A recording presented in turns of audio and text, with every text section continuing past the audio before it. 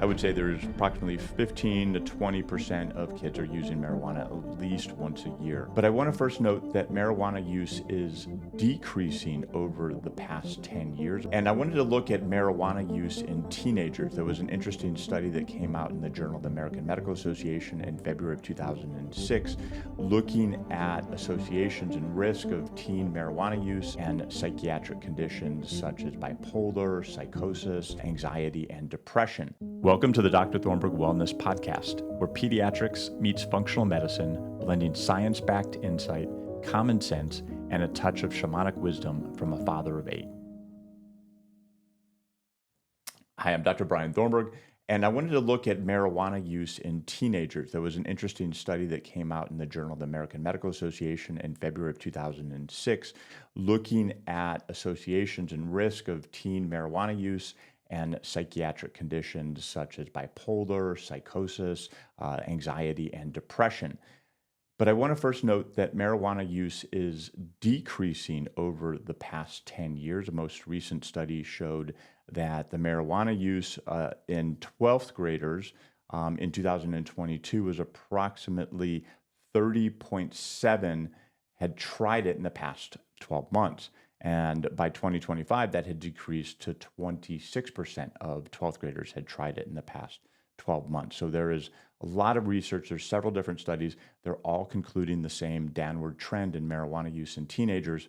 But I wanted to highlight this one study because we're still having about a quarter of our high schoolers, maybe less, because when we look at 10th graders, it's in the teens. So I would say there's approximately 15 to 20% of kids are using marijuana at least once a year.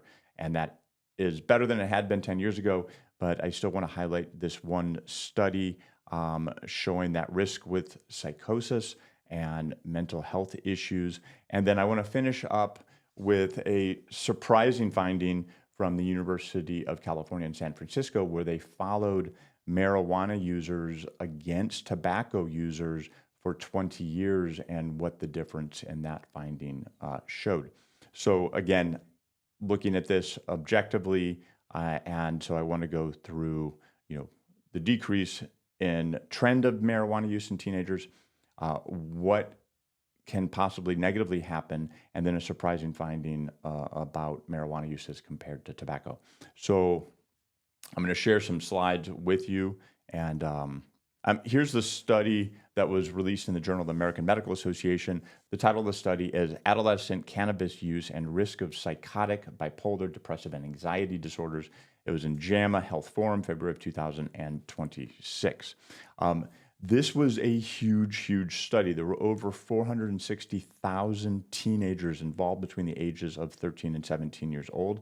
They live in Northern California. They were part of Kaiser Permanente, which is a large healthcare network in California. And they would ask these teenagers through a confidential questionnaire at their well child checks if they had used marijuana in the past 12 months. And then they continued to track these teenagers until they were 25 years old. And that's important because these psychiatric conditions tend to show up in the teen years into the early to mid 20s. So it's very beneficial that they followed them out to 25 years old to really do a better casting of the net to capture some associations. They did exclude any teenagers who already had a diagnosis of one of these 4 psychiatric conditions, because they wanted to really look at new diagnosis and to see if there's an association with marijuana use. They didn't want to include and falsely elevate a possible connection, association, by including those who already had the diagnosis. Although there are some complications, which I'll get into with this type of approach. This was a self-reported, so this sort of relying that the teenagers were accurately reporting their marijuana use in the past 12 months. So there is some questions and uncertainty if they were actually being honest, because a lot of times teens will think that somebody's going to look under the hood and see if they were actually using it and then report back to their parents. So there may be some mistrust and some underreporting. Likewise, some teenagers might like to over-exaggerate what is happening, and so anyways, take it for what it is.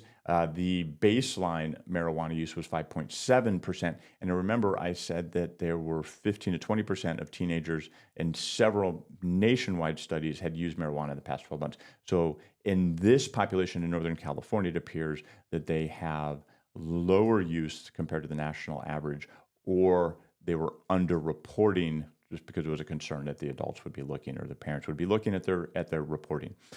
Adjustments were made because looking for confounders such as age, sex, race, ethnicity, neighborhood factors, insurance. You can read all the rest there on that slide. So tried to do the best job they could statistically. Now the key findings, and this is somewhat alarming, but this is why I wanted to report this study, is that with the psychotic disorders such as schizophrenia or anything on that spectrum of schizophrenia, they were 2.2 times more likely to have a diagnosis associated with marijuana use. Again, not a causal association with marijuana use as compared to somebody who is not smoking. Bipolar had a 2 times higher risk if you were smoking marijuana as compared to those who were not smoking marijuana. So there does appear to be some association, not causal, and I'll explain that in a moment, between marijuana use and these 2 psychotic disorders. With depression and anxiety, there was not as significant of an increase comparing marijuana users to non-marijuana users in the past 12 months. Remember, the question was only, have you used marijuana in the past 12 months? It didn't say how many times, it just had you used marijuana in the past 12 months. So you can see the increases there, 34% and 24% for depressive versus anxiety, respectively.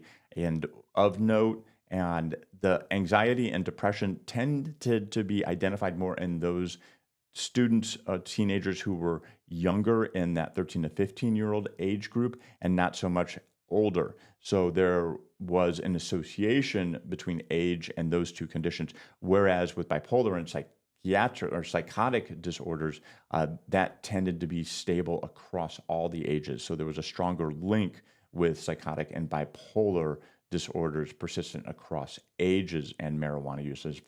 So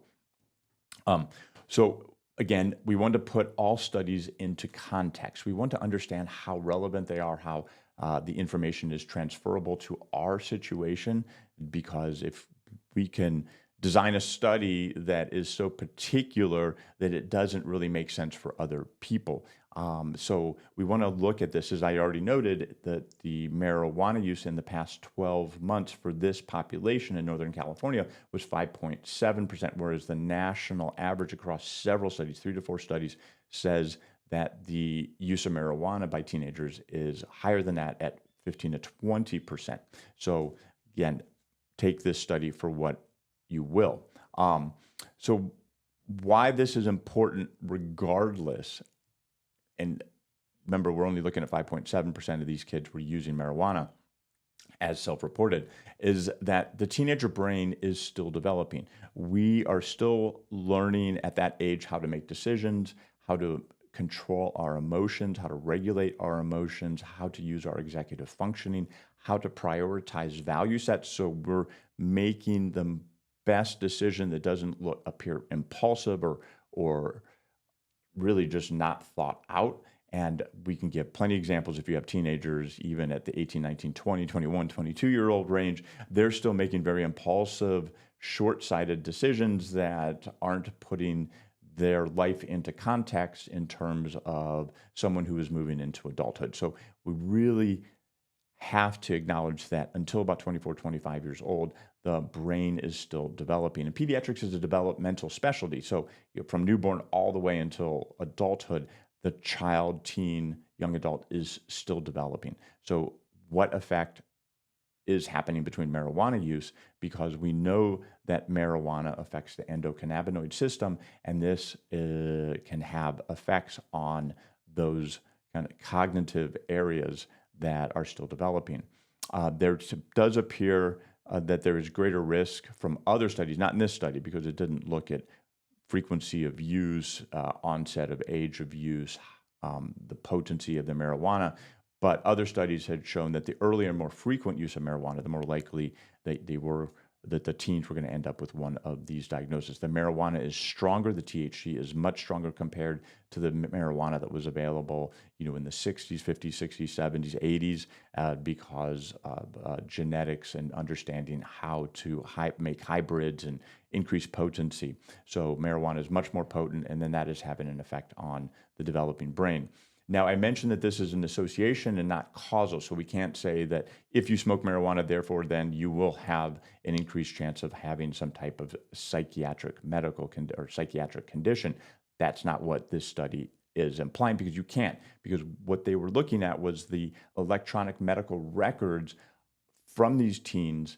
We're looking at the questionnaires that these teenagers completed in confidence. So this is a retrospective study, a look back, and then a review of the medical records to see if there were these psychiatric conditions diagnosed later in the teenager. Remember, we excluded those teenagers who already had the diagnosis.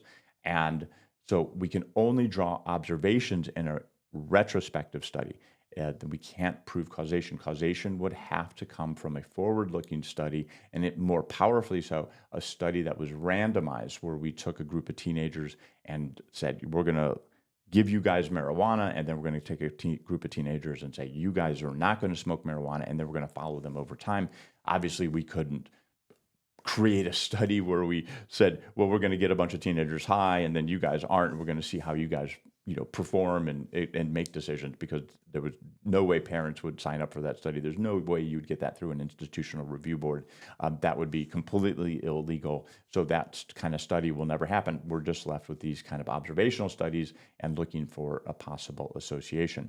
As I mentioned, that this was any use in the past 12 months. This was not looking at frequency, amount, or potency. We don't have that data. So again, some limitations there. Then I also mentioned that this was self-reported, so there might be an underestimate of true use. And again, I've already noted that compared to nationwide frequency of use in the past 12 months, this is about 25% of that compared to the national level. So there could be a significant amount of underreporting here, or possibly this community just doesn't use it as much. On the flip side, this community might have more mental health conditions, because we don't have a comparison of the adult population with these mental health disorders as compared to the nationwide frequency and incidence. So there might be that confounding issue as well. This also looked at just one population, in California, so there might be some limitations there. So the study that came out of the University of California in San Francisco, now that we understand what psychiatric conditions, I wanted to look at, is marijuana use affecting the lungs in a way that tobacco does, in terms of specifically, lowering lung capacity, leading eventually in some people to cancer and having, serious health issues from a biological standpoint, in addition to layering on top of possible psychiatric component and worsening by marijuana use. Then the surprising results of this University of California study, where they followed marijuana users, tobacco users, and controls, people who didn't smoke marijuana or tobacco, and they followed them for 20 years, was that obviously with the tobacco use, there was an increase of cancer, there was a decrease in lung functionality as compared to the controls. Interestingly, the marijuana users had an increase in their lung capacity and did not have an association with cancer. So that was a surprising finding, because one of the criticisms of marijuana use is that they will end up at the same endpoint with cancer and decreased lung function. So now that we understand the biological and psychiatric components of marijuana use, and we understand the limitations of the study, yet there is some association there, we just don't know how significant, and we want to have our conversations with our teens, because remember, teenagers are moving towards adulthood and they want to do things for themselves.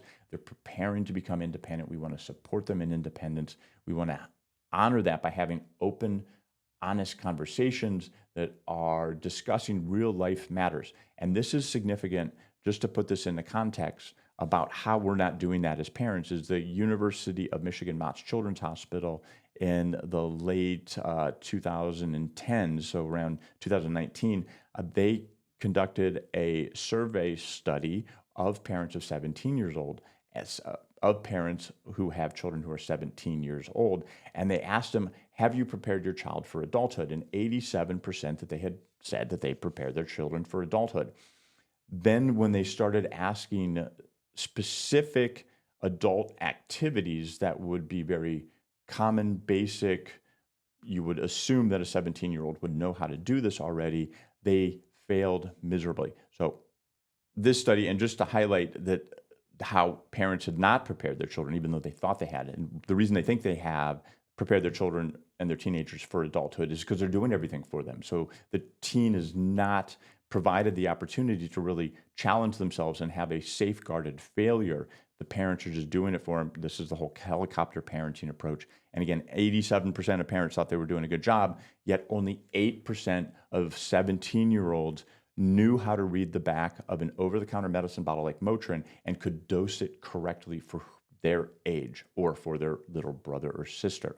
So significant failure, and that's just one example among many in that study, but this is why it's important that we have open and honest conversations, because as a teenager starts to move towards adulthood and the parents are shutting doors to have an open communications, the parents are only meeting their needs in terms of what they feel is safe for the child or the teenager and treating the teen like a child, then the teen and a lot of teams will look for those people outside the home who are willing to meet their needs. And that's where we end up in a huge problem with our teenagers, because then they find the wrong peer group to use to validate and allow them to feel like they are moving towards adulthood. So that's why this is really important that we have this conversation. And especially if in your family you have a history of one of these psychiatric conditions, then there is a genetic predisposition.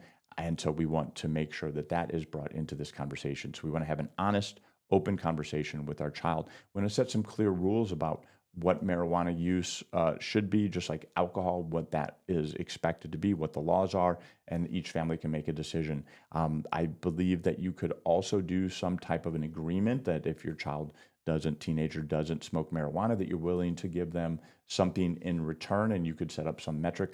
And the reason I say that is if your child ends up with one of these psychiatric conditions and they were smoking marijuana, then the future cost of the therapy, job issues, family issues, divorce, legal issues, all of the issues that can be associated with one of these psychiatric conditions is significant. So if you're willing to say, hey, I will pay you this much, which is significantly less than what the future cost would be, then that might motivate your teen. Because again, we want to have something where the teenager feels that they're getting the right preparation for adulthood. And if you're willing to put down some cash to help them, and then they could see, oh, well, that's going to help me buy my apartment, my car, or not help me buy that's going to help me lease my first apartment, that's going to help me buy a car, that's going to help me pay for school, then they're more likely to say, hey, that's willing to trade off. That sounds good to me. So again, have these kind of honest discussions where we're supporting them where they're at. You get to identify your concerns,